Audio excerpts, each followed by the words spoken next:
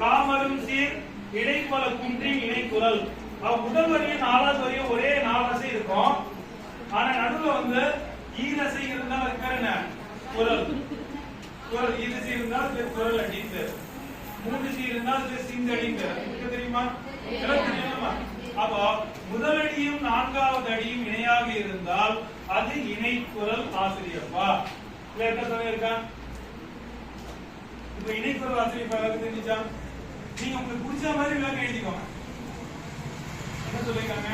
நேரிசை ஆசிரியப்பான அயலடி மூன்று சீரா வரும். சந்தேகம் இருக்கா? தெரியல கேளுங்க. எல்லாமே இங்க இருக்கவங்க எல்லாமே சொல்றாங்க. ஒரு சில எல்லோரும் சொல்றாங்க இல்லையா? அப்ப ரெண்டாவது என்ன செய்யற? இணைக்குரல் முதல் அடியும் கடைசி அடியும் ஒரே மாதிரி இருக்கும். 4 சீர் 4 சீர் நடுவுல எல்லா அடியும் ஒத்து நடைபெறுமாயின் நிலை மண்டிலம். நிலை மண்டிலம்னா என்ன தெரியுமா? தெரியாதா? மண்டிலம் சொல்லி கொடுத்துருப்பாங்க. சொல்ல.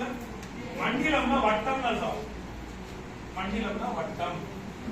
இந்த வட்டத்துக்கு நடுவுல ஒரு புள்ளி இருக்கும்ல, புள்ளி வச்சுதான் வட்டம் வரைக்குமா? கரெக்டா? அப்ப எல்லாமே எவ்வளவு தூரம் இருக்கும்? சமமா இருக்கும். எல்லா அடியும் ஒரே மாதிரி இருந்தா அதுக்கு பேர் நிலை மண்டிலம். புரியுதமா? புரியல? புரியலையா? புரியல? புரியல? ஒண்ணுல ஒரு அடியில எத்தனை சீர் இருக்கும்? எத்தனை அடி எழுதுறீங்க நீங்க? 4 எழுதுவா?